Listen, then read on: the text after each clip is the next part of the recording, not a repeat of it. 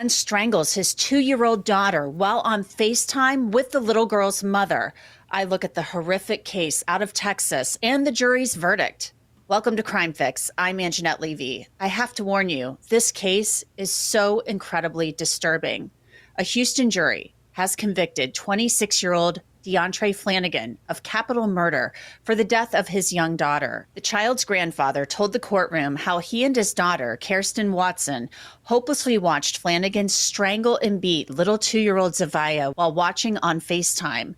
They both tried reasoning with Flanagan over the phone during the police pursuit.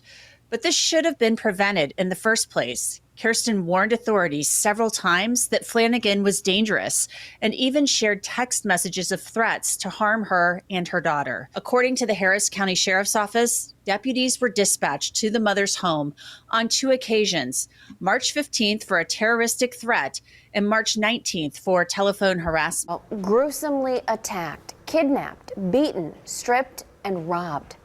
Thankfully, she was somehow able to escape and find help. First at 4, Brittany Ware's Live shares how police are working right now to find her attackers. Brittany. This story is just horrible and sickening. A 19-year-old girl was lured to a home by people that she considered to be her friends. Now police are determined to find everyone involved in this vicious attack. Akron 911, what's the location of your emergency? Yeah, I just picked a young lady up. She was walking down the street naked. She said somebody jumped in and robbed her. I got her in the car here. I'm pulling over to BP right here so she can get out the clothes. She's butt naked. She has nothing on. This is the 911 call to Akron police on December 27th, just after midnight. A Good Samaritan said he saw a young girl walking naked on East South Street. When he pulled over to help, he saw she was severely beaten.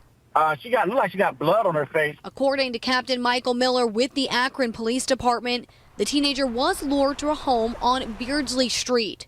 While there, she says 3 people held her captive in the basement and violently attacked her.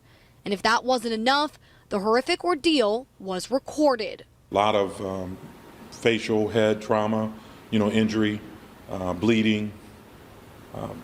It's very gut-wrenching to watch that video. The young girl was eventually able to escape, running out of the home without any clothes on, and find help. Thank you so much for helping her. Oh, my God. I got daughters. Thank God that we have, a community out there, people that care enough to try to step in and give some aid and help. Akron police say they did arrest one girl, Kendall Worthy, in connection with this attack. She's being held in the Summit County Jail, and her bond is set at $100,000. However, officers say there are more people they need to track down. This may not even, in fact, be limited to just the 3 people that participated in the assault. There may have been some other people with some knowledge or perspective about this that detectives may want to talk to. We want to hold, in the end, any and everyone responsible. And Kendall Worthy did appear in court today for her arraignment. Her case has been bound over. Well, a state corrections officer sharing in her own words what she says was the worst night of her life, being sexually assaulted and held at gunpoint for hours by a convicted killer and rapist inside her workplace. She's now suing the California Department of Corrections and Rehabilitation. We want to warn you, some of the details may be difficult to hear. KCRA 3's Michelle Bandura explains what happened.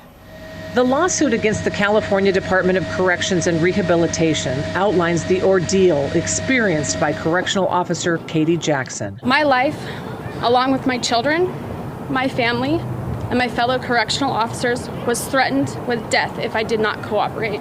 The mother of 3 thought she was going to be killed on the job January 20th, 2024, while working the evening shift at Sierra Conservation Center. There were a lot of failed security measures within that institution that night, a lot of them.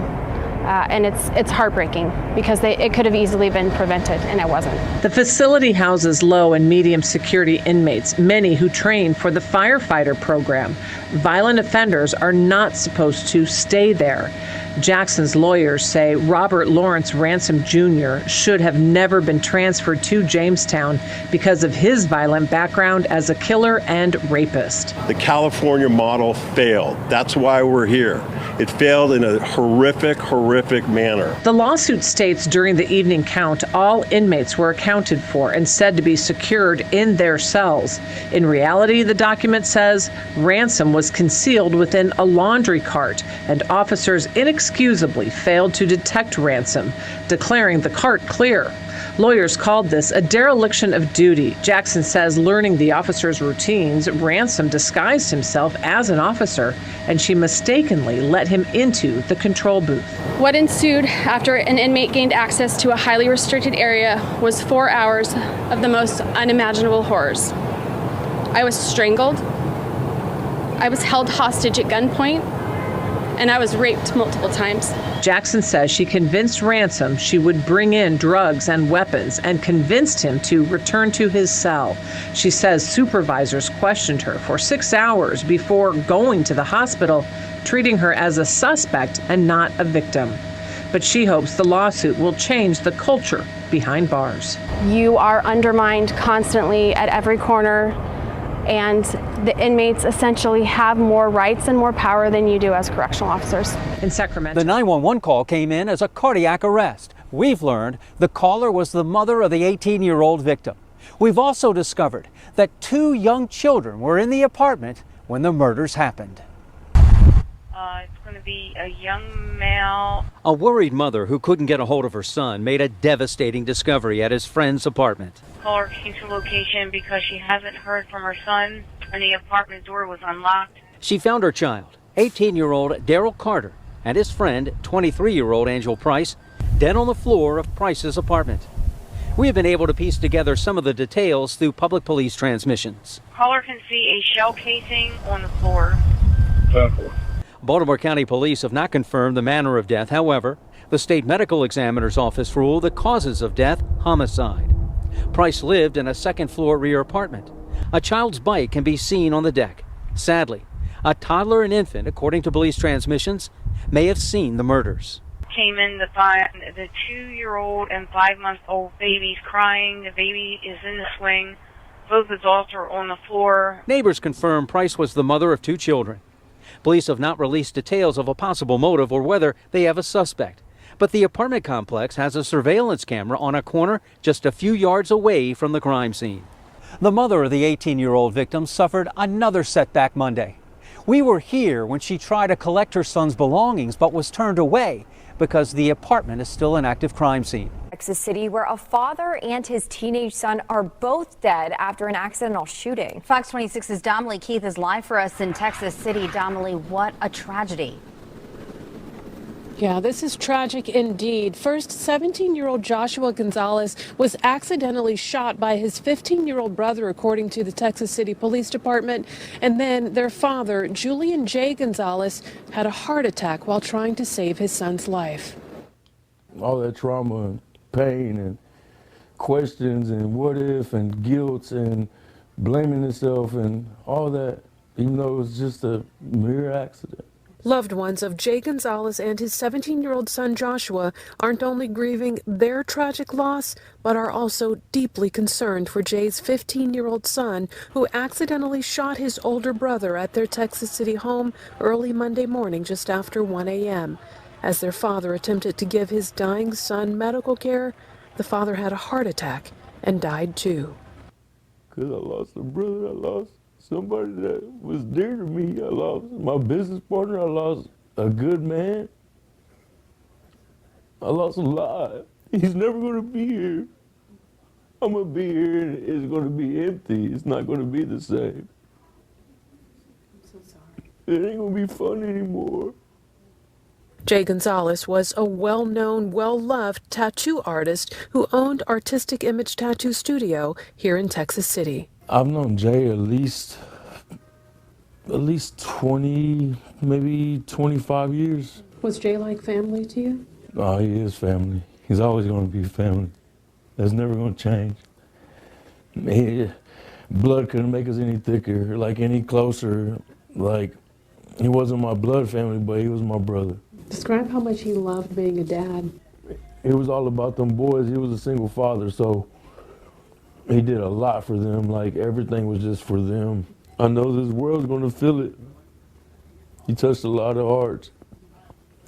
He did a lot of good for the community. Jay Gonzalez was said to be a devoted dad and a kind-hearted, giving businessman who would hold fundraisers and toy drives whenever someone was in need. And now his loved ones are asking you to do something. They say they hope you'll pray for those who are now left behind, particularly Jay's 15-year-old son. Reporting live in Texas City, I'm Damalie Keith, Fox 26 News. Right now, Columbia police confirming that this teenage girl right behind me here named Kanaya Baker was murdered. The details are gruesome. And we understand that earlier today, investigators, they shared her identity. News 19's Rachel Ripp is following this case and has the very latest update this Friday night. We reported Kanaya Baker missing on Thursday. Richland County deputies posting this information publicly around noon January 16th. She had last been seen Monday, January 13th, and Friday, we're getting more answers about her death. Anytime we have an unidentified person, we are asking everyone involved to rush the process, not rush it in a way that may make mistakes, but to say, what things can we do to identify this person as soon as possible so that we can contact the family. According to the Columbia Police Department, investigators are working promising leads in connection with the murder of Kanaya after she was found in a vacant home following a fire on Cardamom Court this week. Her body found about 15 miles away from where she was last seen. There are no words that can help them understand that pain. No parent should have to bury a child. So understandably, her mom was very upset. So I did speak with the family. It's devastating, and they reacted in a way that you could feel their devastation.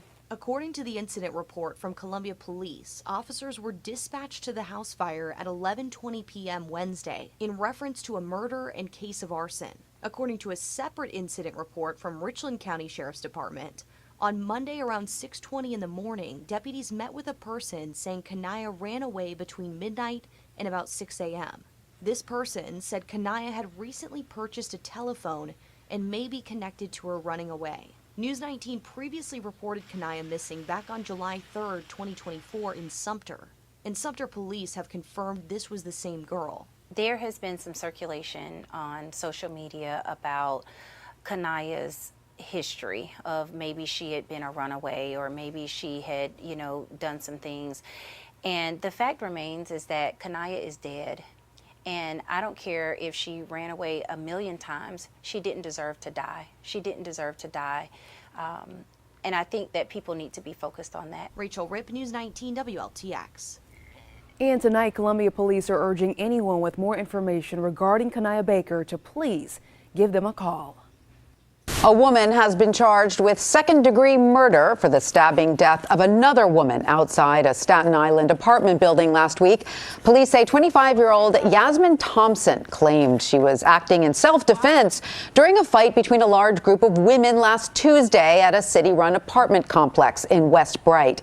Friends of the victim, 43-year-old Janira Roundtree, say she got involved in the fight while trying to defend one of her children, who was also caught up in the brawl. Corner in Baltimore County, where we now know the identities of the man and woman who died in a suspicious incident at a home in Woodlawn Saturday night. Police say 23-year-old Angel Price and her boyfriend, 18-year-old Daryl Carter, were found dead in a home on Aurora Lane in Woodlawn. If you have any information about this incident, you are asked to call police or Metro Crime Stoppers. Their number 1-866-7-LOCK-UP. You may be eligible for a $2,000 reward, and you can be anonymous. Well, police performing a wellness check in Queens are now investigating a death. Officials say they found a body in bags inside an apartment. Good Day's Robert Moses at the scene in Kew Gardens Hills with the very latest. Robert, what are you hearing from police?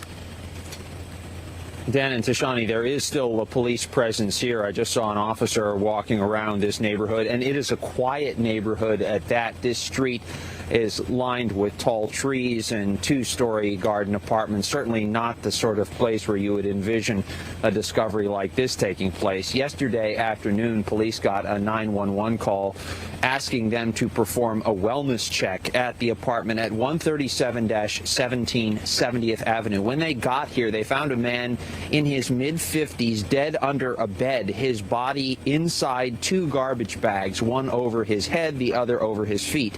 Workers from the medical examiner's office took the body out of the apartment just as they found it inside the bag and will be examining it for signs of trauma. The medical examiner's office is responsible for determining the cause of death. At this point, it's still unclear how the man died. Among the possibilities, authorities say a drug overdose or perhaps a homicide, that is, death at the hands of another person. No one has yet been charged, though police have been speaking with two people who were present at the apartment.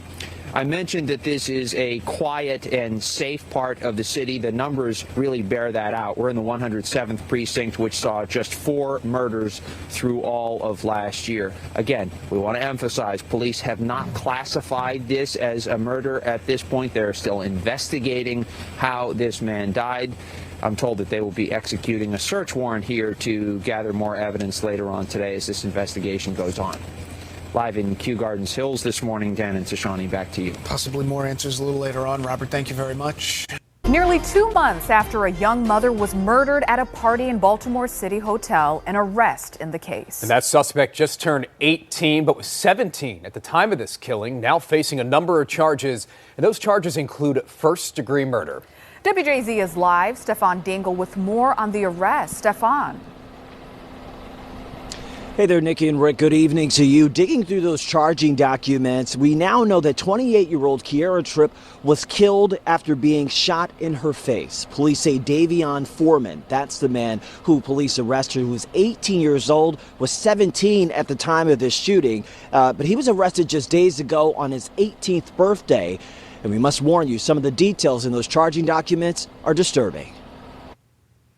The night of November 16th into the early morning hours of the 17th, 28-year-old Kiara Tripp went to the Residence Inn Hotel on Wolf Street to hang with friends before she was killed, prompting a homicide investigation and a desperation for answers with only this surveillance video as a key to finding the suspect. How critical is that video? Yeah, so the investigators have not stopped working since the 17th of November, and we have got some inquiries. Almost 2 months later, thanks to witnesses who were at the hotel during the incident, they were able to identify and charge 18-year-old Davion Foreman, who was 17 at the time of the shooting, with a list of crimes including first-degree murder and assault. Charging documents show that officers found Kiara Tripp lying face down on the hotel hallway floor just outside of room 1203, where blood was spotted on her face and the ground, along with one .40 caliber shell casing. After an autopsy was performed, it was determined by the medical examiner that Kiara Tripp suffered one gunshot wound to the right side of her face through her cheek. WJZ's Mike Helgren spoke with Tripp's family last month off camera before the arrest of Foreman, sending a message to those who were there in Kiara's final moments to do the right thing and come forward. There's someone out there, probably multiple people out there, who know what happened inside that hotel room. And I just hope every time they go to sleep, they just see her face. Every time they sit in silence, that they think of what they did to her and it eats them from the inside out. Now, police were able to identify that suspect through witnesses that were there on the night of the shooting. If charged, Davion Foreman, it could face up to life in prison. We're live in your corner at 5 tonight. I'm Stefan Dingle for WJZ. Stefan, thank you. Dead after being stabbed to death in Claremont overnight. And News 12's Brittany Cadet, she's been on the scene bringing us the very latest. Brittany, what are police telling you? Yeah, Kirsty, police sources tell me that this all started with an argument that then turned physical. They also say this was a domestic incident and that the person that is accused of committing this deadly stabbing is a family member. The exact relation between the two is unclear at this time. Cops say they were called to 1541 Selwyn Avenue just after 1:30 this morning. We're told they saw the 32-year-old victim and he was rushed to the hospital but did not survive. Bronxites who walk on Selwyn Avenue every day say they can't believe this happened. Hay una inseguridad grande ahora mismo en la ciudad. Cuando tú sales, tú no sabes si vas a regresar para atrás para tu casa. Imagínate ahora dentro de tu propia casa. No sé si los dos vivían ahí o no, pero dentro de tu propia familia, una cosa bien horrible. And at this time, police say they do have one person in custody as they continue to investigate. That's the very latest here from Claremont. I'm Brittany Cadet, News 12, The Bronx. Brittany.